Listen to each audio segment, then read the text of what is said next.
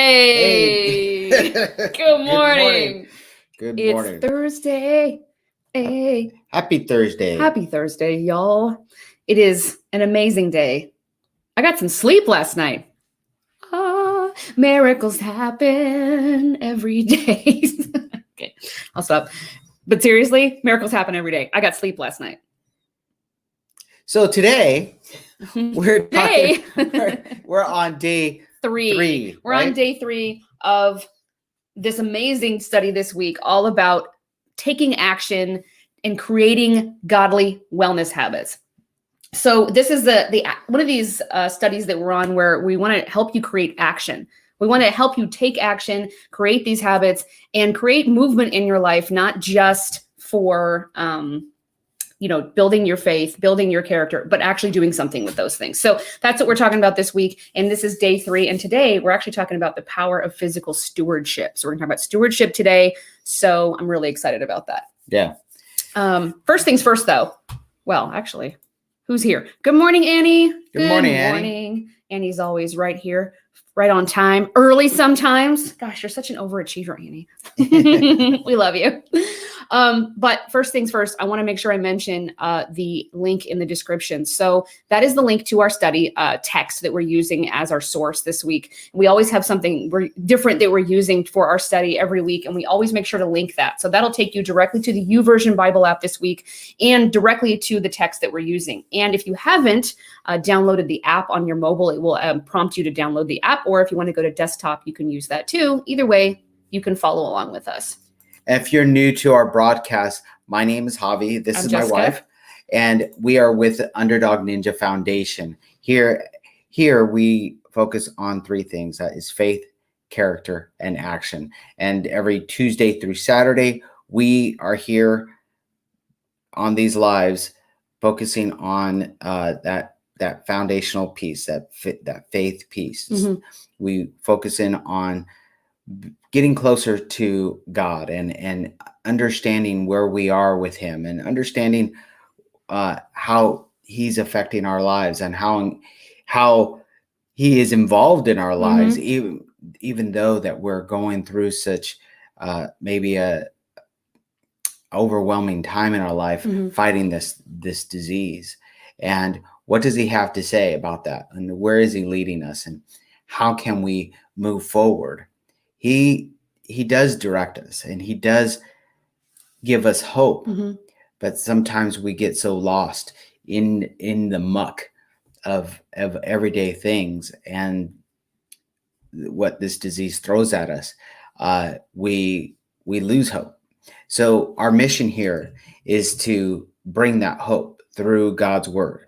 And so we share these devotionals with you, and we have a discussion. So it's not just a typical devotional. At least we don't think so. We try to share this along with you. We don't read ahead. We don't know what this is actually saying. We know in summary what it is, but when it gets down to the details and reading through it and the scriptures, we haven't read ahead. And so we do that live with you. So it impacts us naturally, and we want to share that with you. And then we want to have a discussion, just like the discussion that we would have at our table when we would do it every morning. Right. So we want to bring that to your table. We're bringing that to you. So absolutely. This is our method, and so far it's just been amazing. So again, if you are new to us, we welcome you. We welcome everybody here. The people that have been showing up every morning and the people that are just new to us. We want to welcome you into this family and into this community, and let you know that there is hope. And we just have to, I always say, we just have to step forward and be 1% better every day. And I think that's proven to be true. Right? Absolutely. Hey, did you notice that we are condiments today? I just realized, I'm looking at the camera, realizing that we are mustard and ketchup today. Yeah. So, hey, what's up? Peanut butter jelly time. That's what this is a peanut butter jelly. I mean, but that's what we are. We're like peanut butter and jelly, so like mustard and ketchup. It's the same concept. Yeah. So goes together really well. Either we match or we're a perfect match. Well, no, I guess that would be something else. Never mind. Never mind. I'll get this over. Are you going other places? I was trying to make up fry sauce, but that wouldn't work. Fry sauces are kids. Yeah. They're crazy. Yeah. And so, are you ready? Sure. You got me thinking about fries. French fries. Let's not think about fries today. Gosh. We all want fries. Okay. So we're going to jump into day 3, the power of physical stewardship. I'm really excited for today because this is one of the things I talk about all the time. And so I want to see what this says about it. Okay. So I began my fitness journey on a dare. Someone challenged me to walk 30 minutes a day for 100 days. I felt compelled to rise to the challenge, to prove to myself that I could. Despite the rain, not wanting to get out of bed, or feeling overwhelmed with work, I got it done. Purpose is the fuel that empowers perseverance. Read that again. Purpose is the fuel that powers perseverance. As we pursue physical fitness, let us do so on purpose, with an attitude of stewardship. Exercise is not a secular pursuit. It is not a profane act to be a good steward of God's temple. As stewards of our God-given health, we must diligently practice self-control, train like champions, aim our punches, and subdue our bodies as an act of worship before the Lord.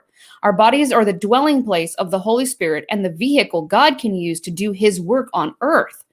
The creator of the universe instilled us with the capacity to tolerate pain and adapt to the stress of training. The more we work out and the more we develop endurance, strength, and newfound energy as we traverse the path to our fitness goals. The struggles that we face along the way result in our gaining not just physical strength, but emotional and spiritual strength as well. Exercise is a precious gift with the power to heal. Maintaining fitness tests our resolve, develops new muscles, and impacts our witness for the Lord. Those over 40 are classified as master athletes. Don't you love that term? Can you see yourself as the master's athlete doing your utmost to represent him well?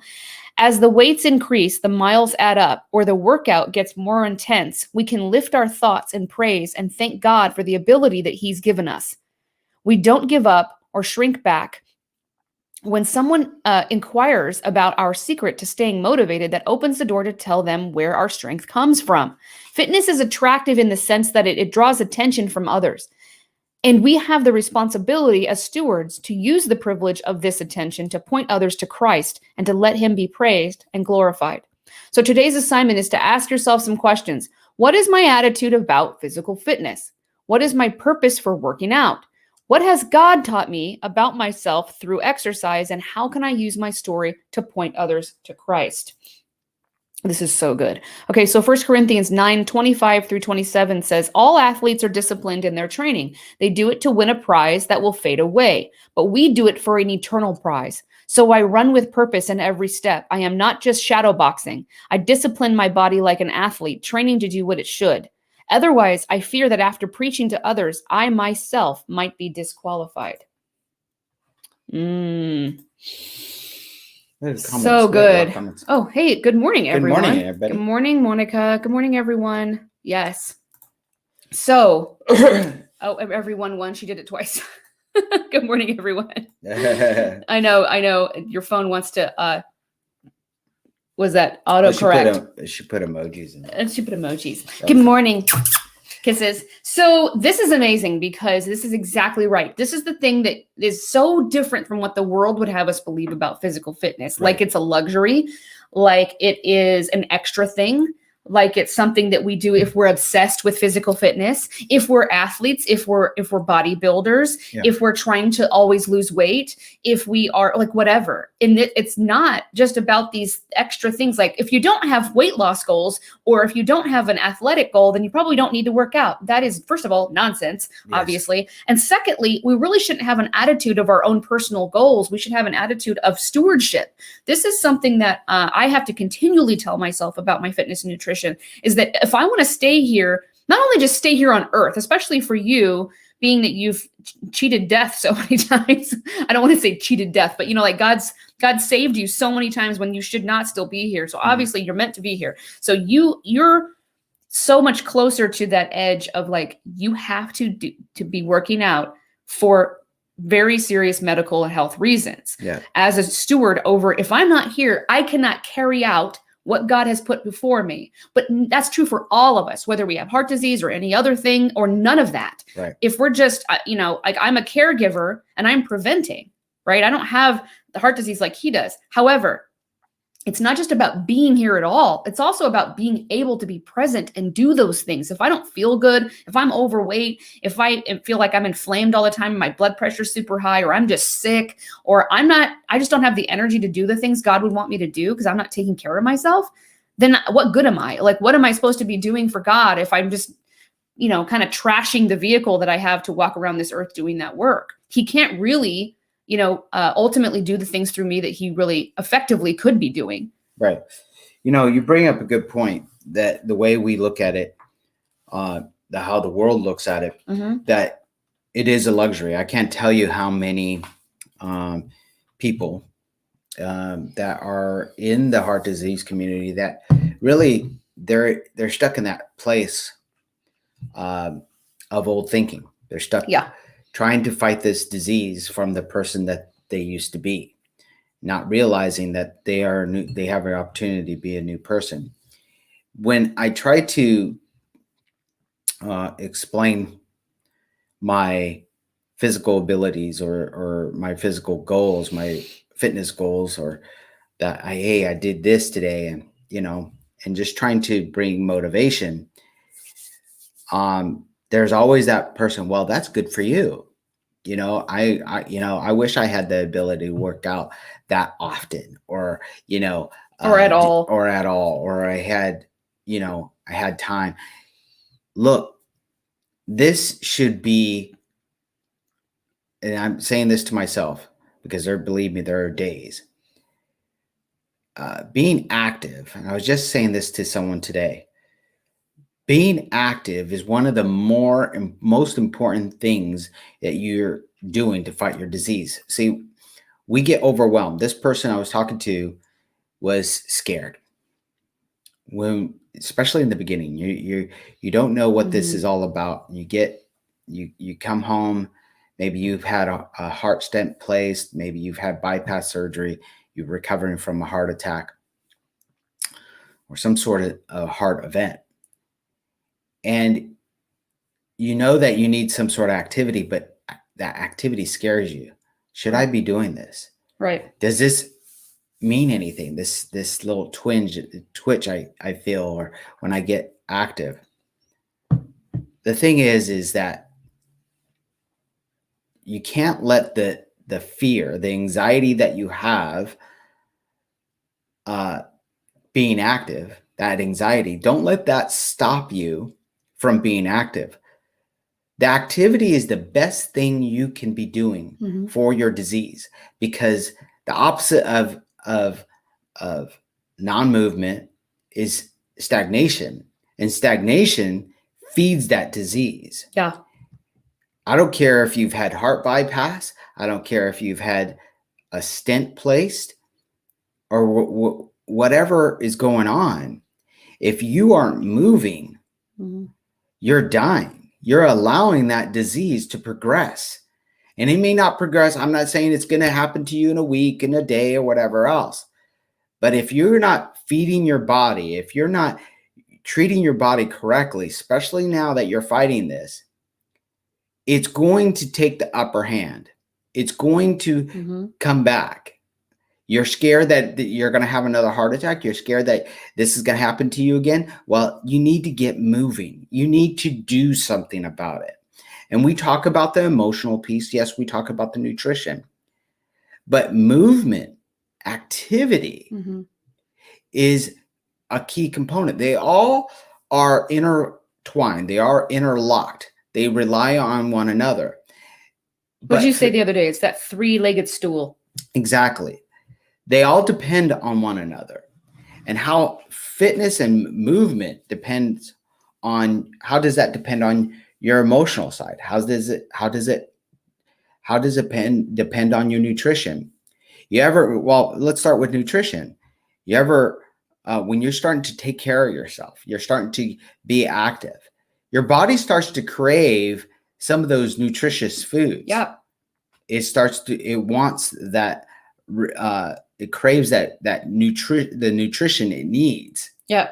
It doesn't, yeah, sure. You might want, your mind's telling you, and you might be struggling with the junk food, but what it needs when you drink that, maybe that, post workout smoothie, or you eat a salad or anything, your body responds and absorbs that into its muscles because it needs those nutrients. It immediately extracts those things. But good morning, Gainer, or afternoon to you. Afternoon. Your heart is a muscle, and the more you move and exercise, the stronger your heart becomes. My doctor's message to me. Yes. Exactly right. Exactly. We don't think of our heart as a muscle. And when we work that muscle, it starts to create new pathways.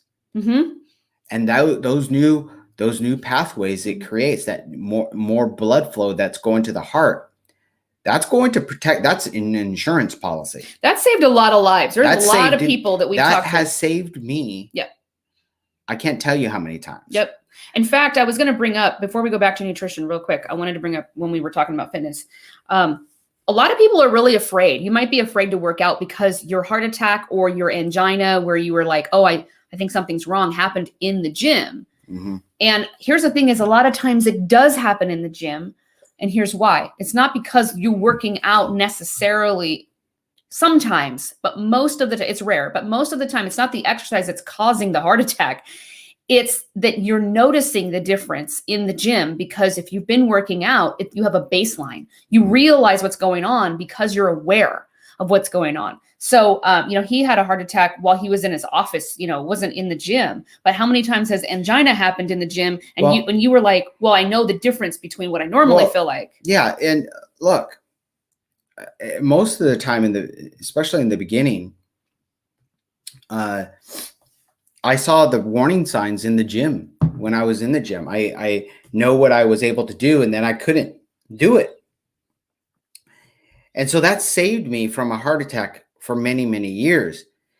And yeah, at first going back to the gym was kind of scary, but I went through therapy and I had people monitor me. So I felt a little bit more comfortable on how this works. How would I monitor myself? What does that mean? And what does it feel like when my heart's recovering from a surgery or something like that? And so, but I didn't let that stop me. So I go to the gym, and then something would happen again, but it would give me this warning sign, and I would go to the doctor and we would address it. Right. Okay? You have something to talk about. But I've been on the other side of this. So it's not that, this has always happened to me in the gym. I've also seen when I'm not working out, what happens. When I had knee surgery and I couldn't work out for a while. I started gaining weight, everything else wasn't.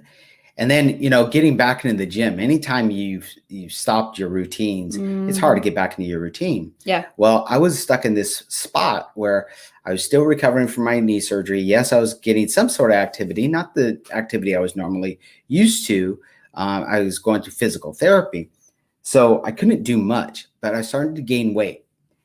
And actually, before I started eating the way I am now, eating plant-based, I was sitting on the couch. I was sitting there watching TV, eating, shoving my face with food. Okay. And I thought at first it was what I ate. And then I quickly realized, oh, wait a second, this is not, a couple of days, actually, now that I think about it, a couple of days went by, right? I'm like, maybe it's just this gas. When you were, took you about 5 days of angina. And I was just kind of, what is this? Okay. And then I went to the hospital and I found out that from my bypass surgery, my grafts were starting to occlude and they were giving me problems. And so I had to have a stent. And I was lucky. Then the second time, I was allowing stress to build up. I wasn't going to the gym. Yeah. I was just working. I was being active, but I was being active at work and I was really busy. and I had a lot of stress, a lot of things on my mind. And all of a sudden this heart attack hits me. Right. And I had lost weight, but it was the stress. It was some of the other things that I was allowing to intrude in my life. So it was, I believe that if I was consistent and I was in the gym like I usually am and working out, if there was a problem, I would have been able to identify it ahead of time, actually safely, and get some help before there was an actual issue. Right. The problem I had with my heart attack, it was a blood clot. Okay. Sort of, you can't get around that. Right. But you're right. If you would have been able to work out during that time you were dealing with your knee surgery, which was like a year, it was a torn meniscus. So it was just this long drawn out thing. So it wasn't short. And he really had to work on, like, how do I work out with that no lower body? And so it was really hard. And, but yeah, you found yourself exactly in all those situations, but not in a situation where you could get some perspective in a gym. And I want to point out something else. We're talking about stewardship over our bodies. And when we talk about stewardship, it's not one way or the highway. It's not, all or nothing. This is about doing what we can with what we have and knowing that we've done everything we can do and then letting God take over the rest. This is about participating. So I'm not talking about, do you throw all caution to the wind and don't worry about your pain? And I know you're not saying that either, but just like, go for it. You need to be moving. No, he went to cardiac rehab 3 different times in his life. And I'm sure that you've gone to cardiac rehab or someone who has. And that's really important to get these baselines of monitoring yourself. But it's not about just going crazy and not thinking. It's about making sure that you're making the right decisions and you're asking the right questions and you're getting the right direction from your medical professionals. Yes, do that. You're not crazy because you're worried about doing too much, but don't get so worried that you don't do anything. And that's what we're saying. You have to figure out a way around your fear and say, you know what? No, I got to do something. I have to know that I'm doing something for myself and practicing good stewardship. God gave you this one body for the time you're here. And you have to take care of it in order to do the things that God's calling you to do, whether that's for your family or the world. Okay. It's still, you're here for a purpose or you wouldn't be here. Because many people don't get this opportunity that you've gotten, whether you've avoided a heart attack or you've survived one, you're still here and many people aren't. Okay. Yeah. And so what are we doing with that gift? We're stewarding it. We're taking care of it. We've been put in charge of it to do the things and carry out the things God wants us to do. Right. So it's all about doing what we can with what we have and stop being so afraid to do something and get the right parameters in place, get the right monitoring, get the right guidance. That's what we need to do. Make sure we understand what we're doing, but stop being so afraid that we are immobilized. Exactly. And so let me get back to what I was saying about fitness. Nutrition. We were talking about nutrition, how fitness ties into nutrition. Yeah. And that's why a lot of programs that you see out there about weight loss or about heart health or health overall, that it's always fitness and nutrition. Sometimes you have more of an emphasis on fitness and then a little bit of nutrition, or the other way around. Okay. Because they do go hand in hand.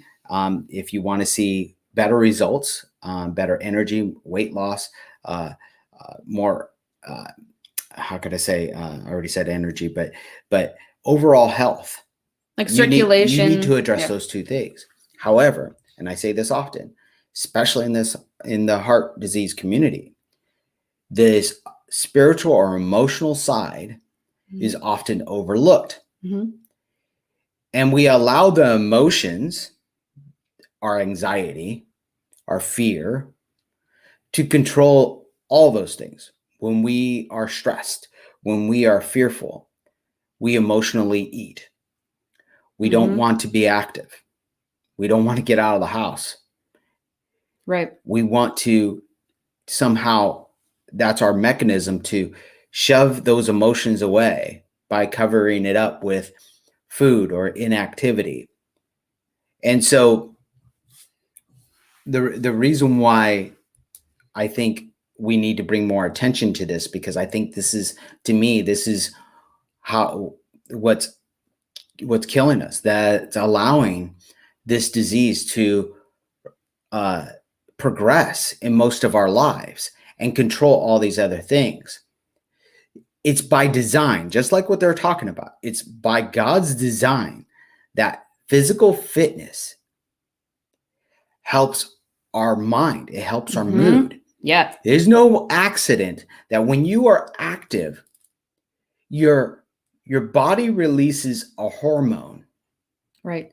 That called endorphins. Exactly. Those endorphins change your mood. You feel good. Yep. You feel positive. Right. No, that's no, accident. When you are working out, when you are moving, blood flow is moving more efficiently throughout your body. If you have more efficient blood flow, then the nutrients from the food that you're eating are getting to your muscles.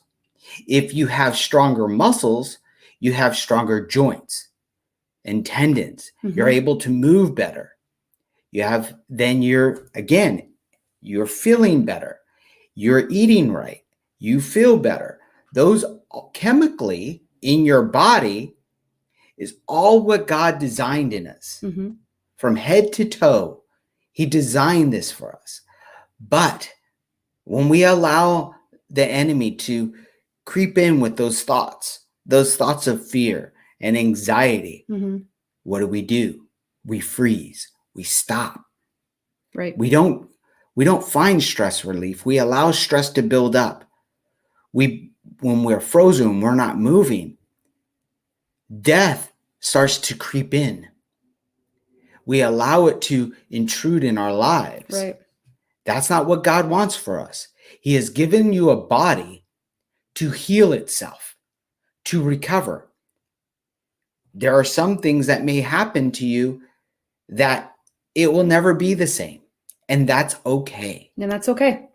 Yep. Because God will give you a way to continue to live your life. It may not be in the same way. That's why we talk about you need to shed what you think your life was, or who you used to be, or what your abilities used to be.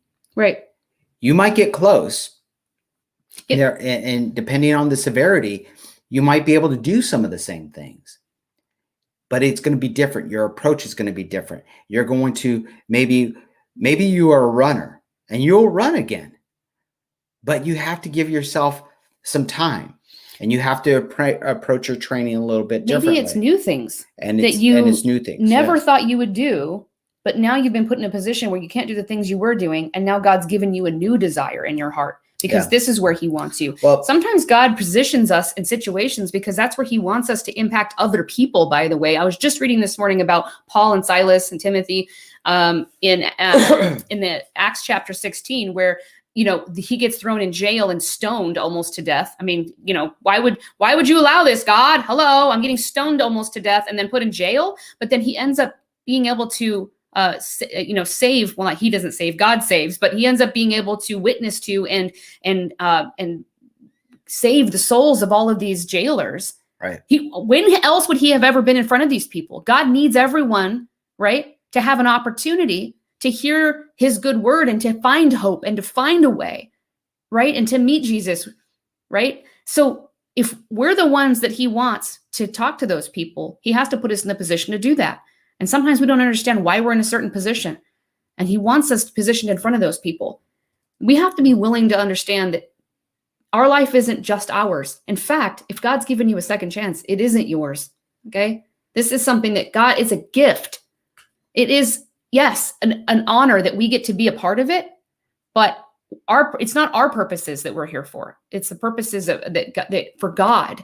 And ultimately, that's all good things, because usually, almost always, it means impacting other people's lives with hope and encouragement and love. I wanted to I have a couple things that I was kind of given while you were talking. But one, I wanted to read this part of the study because the text actually goes right along with what you're saying. And so it's funny that you went directly there. It says, the Creator of the universe instilled within us the capacity to tolerate pain and adapt to the stress of training.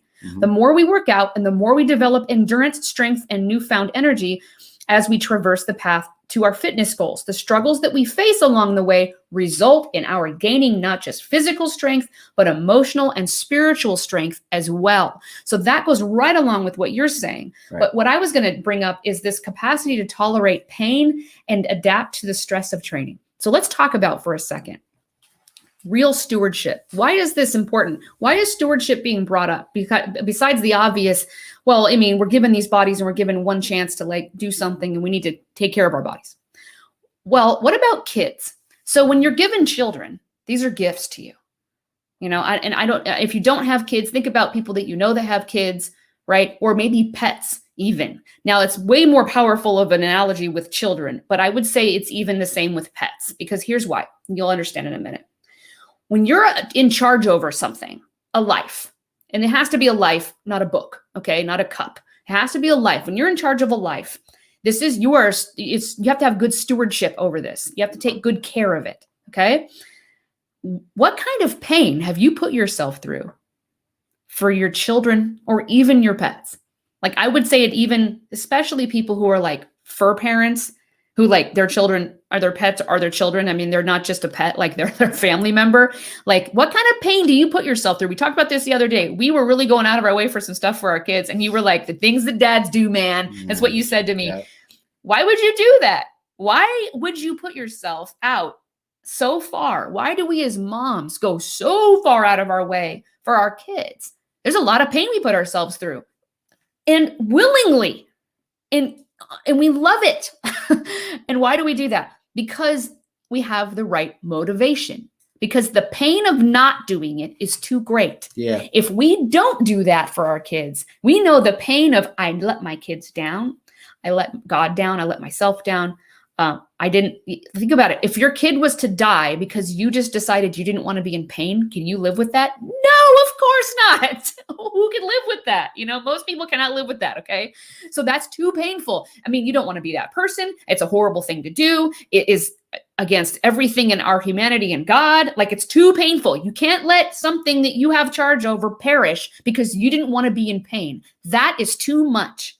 So when we go and find the motivation, we talked about this yesterday, and earlier this week, when you go find that motivation that really is too painful if you don't do it, that's what I'm talking about, that good stewardship. We put ourselves already in other situations in life, like parenting, like stewarding a life. Right. We're taking care of something that we're in charge of. Our bodies are the same way. We're in charge of this body, this life. Somehow, it doesn't mean the same thing to us as other lives that we've been in charge of. When we think, oh, I could die, we don't put that in the same category as if somebody else could die and we're in charge of it, right? Mm-hmm. So for whatever reason, it's not painful enough, and I'm not sure why, until, by the way, it's the moment where you're faced with it. If it's not right here, like I'm having a heart attack right now, our survival mechanisms go into place, and now we're doing everything we can to survive. We have to survive. We have to survive. It's fight or flight. Anything I need to do, I will strangle anything. I don't care. Whatever I need to do, I'll lift a car. Our adrenaline kicks in. So it's in our nature to completely and utterly survive and do anything we can to survive if it's in front of us. Yeah. If it's not, and it's far enough away, then we could compromise today or this year. It's not going to kill me. It's not going to kill me. Mm-hmm. Okay. But maybe not in the next 5 minutes, but in the next 5 years, it will definitely, or in the next year it might, or, so it's not in front of us. Like we always talk about, if you were to eat a greasy burger and you would explode immediately, would you ever eat one? And that's what's going to happen? No, of course not. We don't drink Windex because you will die. Right. You ever see those commercials now, or these burger commercials where they'll it's not just burgers anymore. They'll put the whole meal in the burger, right? And I look at those things, and those are like a heart attack burger. I literally could feel the chest pain. The chest pain just looking at the commercial, right? Yeah. Those are he's going, oh, before. Seriously. Yeah. But if that was true, we wouldn't eat it. If that was true, that marketing commercial, it wouldn't work. It wouldn't work. It would fall flat, right? Yeah. You would have the business would be shut down. You have these disclaimers at the bottom, like May cause death immediately. That would be hilarious. But the thing is that, so you see what I'm saying? So it's like we already go out of our way and go and put ourselves through all kinds of pain and anguish and discomfort for somebody else's benefit, for something that it's our job. Yeah. Well, we don't treat ourselves that way. So we say, well, this is hard. This is too much. But we don't do that with other things. We just automatically do it. Okay. And we're okay with going through that pain. Right. Okay. So I want to take what you said, because it kind of veered into some of the things I wanted to bring up.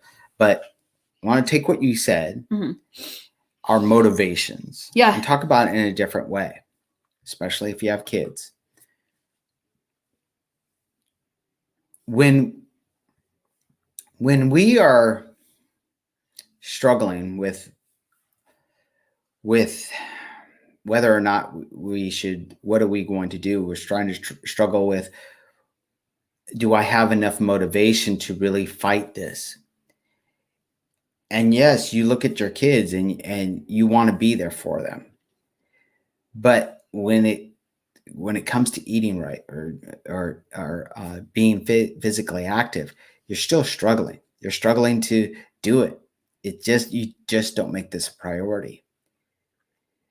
But if it was your child and your child is struggling with something, maybe their child is overweight.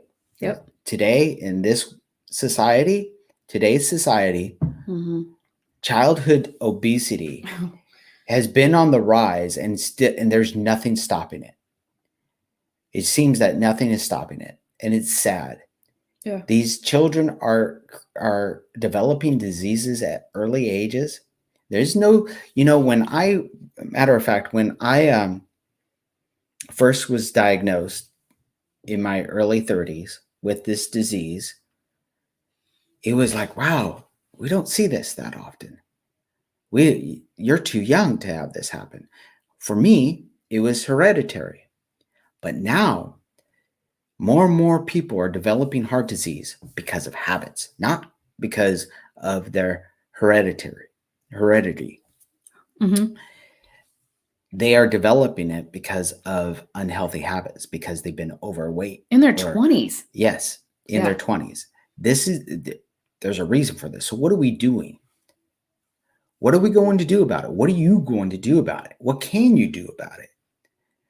The thing is God has put you in a position to be an example to the people around you. Yep. If your child was going through something like this, you would do everything possible to save them, right? Yep. You would be there to help them be more physically active and making sure that they're doing what they need to do to combat whatever they're combating. So why aren't you doing that? Why aren't you being the example you are today? Because look, they're watching you struggle. They love you. And they're concerned about you. And when you aren't being active and you're not doing something about this, you're raising their anxiety, for one. Two, if they're your child and you are showing them how you are battling this disease, you're letting fear overwhelm you. You are you're not eating the right things. You're not being active. You're showing them that this is the way that you do it. Whether you like that or not, that's what you're doing. They will go with what you do, not with what you say. And then they're going to follow your footsteps. Do you really want this to happen to them? What I'm telling you, I'm pleading with you, is lead them. Lead your children by example. Be active. Eat the right things. Show them who you are, the fighter that you are, and what God has gifted us all with, this ability. Show them what God can do by stepping an example. And I'm going to let you say something, but I want to return to this also. The thing I want to talk about next, and we don't talk about enough, is if you aren't the person fighting this disease, but you're the support person. You're the wife. You're the child that is helping the parent. What can you do? And how does this reflect them? Well, that's what I was going to talk about. Right. So we're on the same page. Got you. So that's exactly what I was going to say. So when you talk about good stewardship, when we talk about the things that we're supposed to take care of, so I'm talking to you people who aren't fighting heart disease, the caregivers. Now, I have it on both sides of my family, but I don't have actually any heart disease type things. I have high blood pressure that I've had for 20 years from hypertension from a pregnancy. And then I've had high blood pressure since then. But I haven't ever had any like heart disease related things or like blockages or anything like that. High cholesterol. But so I do prevent, sure, and it's good for me. But you would say, any person would naturally say that I don't really have any personal motivations that's strong enough to really go all in. Like most people will be like, well, I'm pretty healthy. I don't really need to go crazy and be extreme and like really take care of myself and really go crazy. You know, I've had people say this to me. And here's the thing, is that we also have stewardship responsibility over our families, over our relationships. No one, and I just want to make this painfully clear, no one should ever be in a marriage or a family, an immediate family, and have to do this alone. Stop making people do this alone, caregivers. Right. I'm pleading with you. What are you doing saying that you're in a solid, caring relationship or parenting relationship and you aren't making these changes with the person? There is no way this person is going to be successful in the way that they could be unless they have support in their immediate space. There is no way, and it will not hurt you to get healthy with them. It is amazing. It's an amazing experience. You become a team. And yes, you can transition your children to healthy eating. I promise it isn't impossible. You are in charge. So I don't care what age they are. There are ways that you can do it if you're creative and if you're driven. But you have to be driven by the fact of the matter is that this is your family and your steward. They are your stewardship. You are responsible for their health too. All of you, not just a mom over children or whatever. We are responsible for each other's health. This is our vows, right? These are our vows we've given to God over our children, basically. Our covenant, our pledge that if I'm going to have kids, if I should never have had kids or taken children on in any capacity, if I wasn't willing to do whatever I needed to do to support them and help them do the things that they need to do that are good for them, especially when it comes to health and wellness and medical issues. If he didn't have heart disease and my child needed to change her diet, I can't even imagine her being able to do what she's able to do if we weren't eating that way. Mm-hmm. And how unfair and horrible would that be? Well, you need to do it, but we're all going to sit around you eating what we want. What? She's 10. No, that's not what you do. You change. And I would venture to say most of you would do that for your child. Why aren't you doing it for your spouse? So, it's something that we don't bring up enough is the family members coming around and doing all of the healthy things with each other. And I would also say that I've seen this proven out family after family after family. When we talk to people every day, you guys, about their stories with heart disease, coaching people, learning new stories, meeting new people, and all their stories. There's so many patterns with this disease in families. Okay. All kinds of things happen in relationships, but a lot of it happens because there's no communication and there's no teamwork. And that's the truth. So these people that come together, these families that come together and do this together, there's almost always, unless there's some anomaly, wild success, because the whole family unit gets up and they do it and they move along together. Yep. And it's completely ridiculous how much success they have. And then people that don't do that, there's just serious like holes in their success, or they don't do it at all, or there's tragedy. And when there is success, the person had to work 3 times, if not 10 times harder than they would ever had to work. Yeah. And the amount of stress that's on them from doing the work and being a good steward and all those things alone. Right. Well, I'm always like, why are you married? if you can't have that person fight with you not fight with you, but fight alongside you this battle, then what are we doing in these relationships? So, and I think this is something we, heart disease really drives a wedge sometimes in marriages for many reasons. I'm not even going to dive into that today. No, okay. but just being a good steward, understanding stewardship. It's not just you being a steward over your own body, but a steward over your relationships. And if you're a caregiver, then that is also your responsibility, is a steward over or a spouse to anybody's spouse. And he's a steward over my health too. Not just me over him because he's got heart disease, but he's a steward over me. So when I got sick and I had to go to the hospital and I didn't know what was happening, he had to, kind of kick into gear and go, okay, what am I doing? I'm doing this. I'm taking care of the kids. I'm taking care of the house. I'm making sure she's okay. I am telling the doctors what I need to tell them. I'm making changes if I need to make changes. In fact, you did make changes. So, this is what we do for each other, being in stewardship. Right. Because it is our family cannot be broken apart because of this, because that's what God has put together. That's what God's using to impact others also, not just ourselves, but our family. See, so this is much bigger than I need to lose weight, or I should probably do this because my doctor said so. This stewardship piece is extremely important in understanding, why are we doing this? Why are we moving? Why are we eating right? Right, exactly.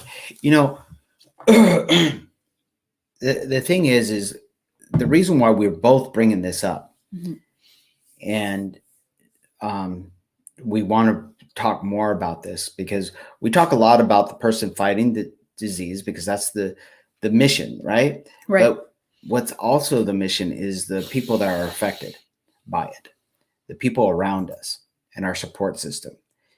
The saddest thing that we see are both sides of what she just said. We see the successful couples, the people that make it through this disease, that are surviving. And I say surviving because, unfortunately, it's very tragic.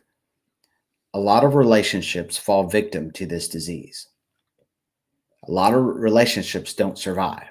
Right. And that is just true. It's not being talked about. It's not being addressed.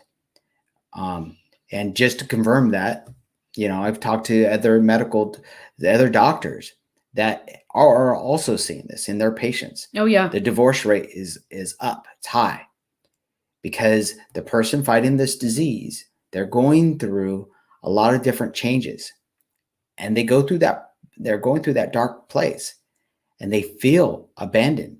And many times they are. Many times their friends have left them. Their wife or their husband they're not talking to them anymore. But sometimes they change. We change. The person that's fighting this disease, we change. We don't know how to deal with all this stuff, so we shove it away. We shove people away. So what I'm asking you to do, if you are one of those people that are trying to support someone fighting this disease, you are in a marriage or a relationship, and it seems like you can't connect. You can't seem to, you're not talking the same. The person's not as open, and they seem to be just doing their own thing. Don't let them just do their own thing. Yeah. Get involved. And maybe it's as simple as taking a walk with them. You don't have to talk. You just have to be active with them. Yeah, I mean, doing the thing with them is always more powerful, as you know, than saying, hey, did you go for your walk? Nobody wants to be reminded about the thing they're doing alone. Right. Okay. Let's go take a walk. Yeah. Let's do this. And maybe they're walking out the door, and maybe it's something that you just don't want to do. And like what you said, oh, well, you got to do that. No one said I have to do that. Yes, you do. Yeah, you do. You do. And like what I said earlier, what about the things we do for our kids?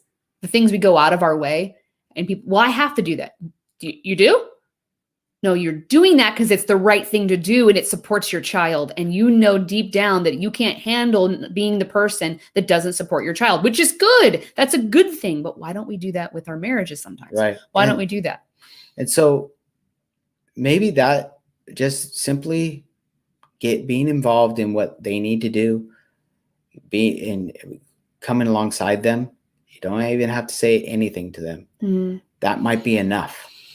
That might be enough to start mending Yeah. this thing. See, heart disease is that wedge that starts to divide people. Maybe by you taking a step forward and being a little bit more involved, even if they still aren't talking to you, it begins the mending process. It shows them that you do care.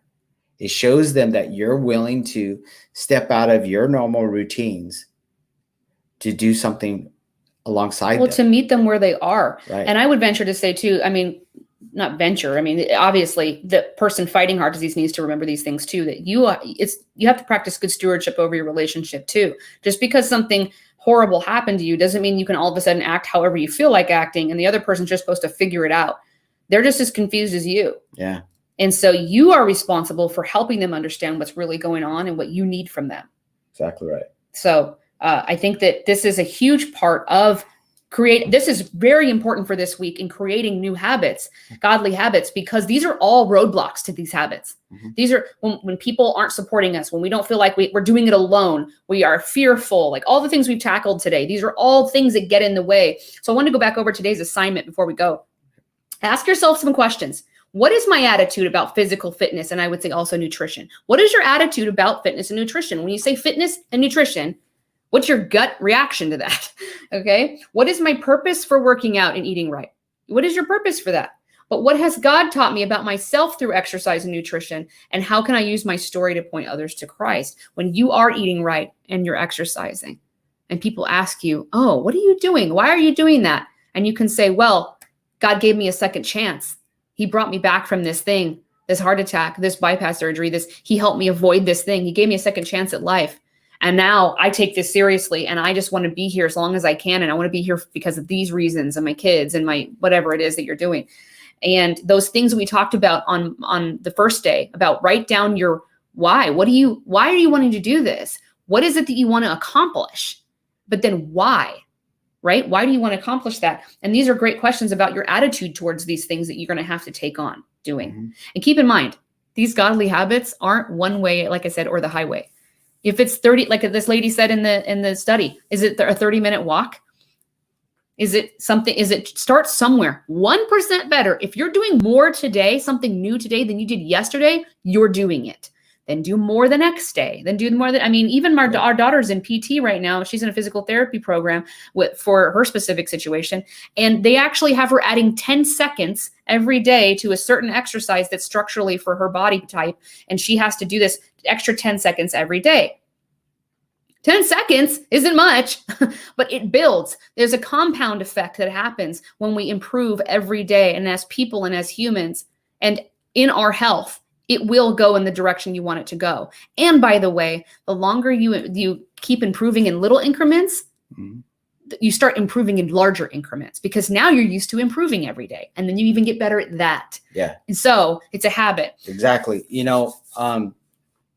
Some of us find time, if I have a hard time finding time to pray or to mm-hmm. give time to God, right? Because mm-hmm. we have busy lives. Yeah.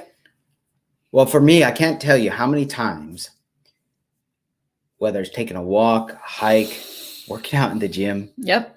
How many times that's my time. Doing dishes. God. Pray. Yeah. Use your fitness and your pray time and your devotion time with God. Yeah. You combine them. Believe me, God will talk to you. I've received many messages on a hiking trip. Yeah, God will talk to us more. I think God's talked to us more during times when we're doing not other things like other distracting things, but like things where we're just kind of focused on the one thing where we're out in nature or we're working out or, it's not when we get into our closet and we pray and we're like so focused on praying. I mean, that God talks to us then too, but man, I've heard way more like in the shower, while I'm doing dishes, while I'm doing laundry, while I'm walking. One of the most beautiful things I've experienced with God is that being outside, being active and on a hike, it's like he walks alongside you and is teaching you and is giving you analogies, showing you something that you're doing actively, something on the trail, something as you're walking. there was a long time ago, God gave me this revelation of what I was going through in my life at that point. I actually was doing some mountain biking, and I was going up this hill, and I was struggling, and God just really started speaking to me that this is exactly where you're at. And the summit is right here. It's this close. And I was struggling to get up this hill. The only thing I needed to do, I needed to change my position. I needed to change the gear I was in. And at the time, God just showed me that I needed to approach what I was struggling with in a different way, and another gear.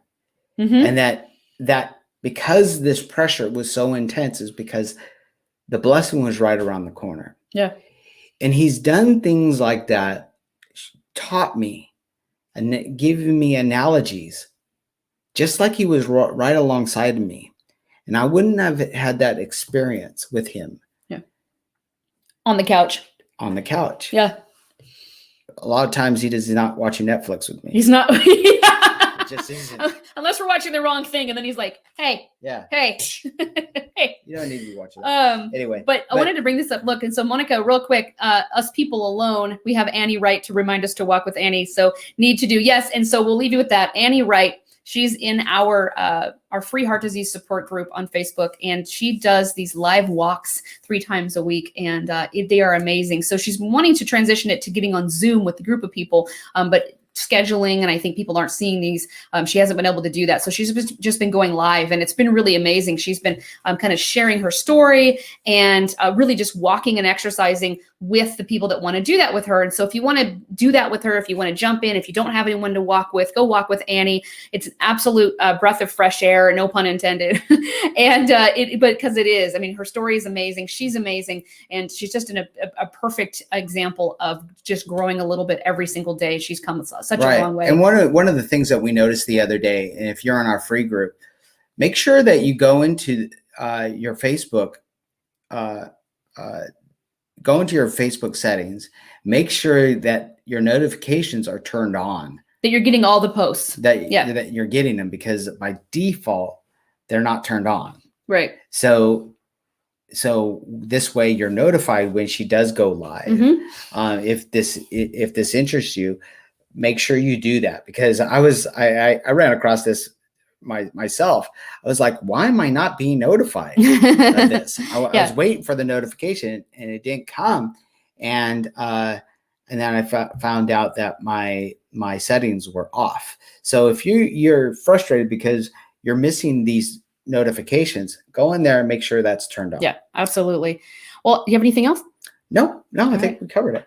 All right. So guys, if you got something out of today, and this is something that you want to share with other people, you're feeling like there's somebody in your life that you know would get the same out of it as you did, you just feel like you need to tell them all about what was brought up today, please like and share this. And, this is something that is a mission for us. It's God's mission. It's something he called us to. And we feel like this isn't going to be something we can do by ourselves. We need a community of people to come around this mission and share this word with people who need hope. They're lost. They don't know where to go to start. They don't know how to start. They don't have people around them to support them. They don't have the support in their house, whatever it is. And they need a word. They need hope and encouragement. Share these live broadcasts with them, whether it's from our YouTube channel or it's from one of our live Facebook pages. Just make sure you share these on your page or with your friends and family, because that's how we're going to get the word out to the people who desperately need the help. And if you're watching from our YouTube channel, by the way, make sure that you hit subscribe on our channel if you haven't done that yet. We really appreciate your support there. Like and comment there. And also, if you want to be notified next time that we post a live broadcast or content to our channel, hit that bell icon so you can get notified. All right, guys, you have a wonderful day, and we will see you later.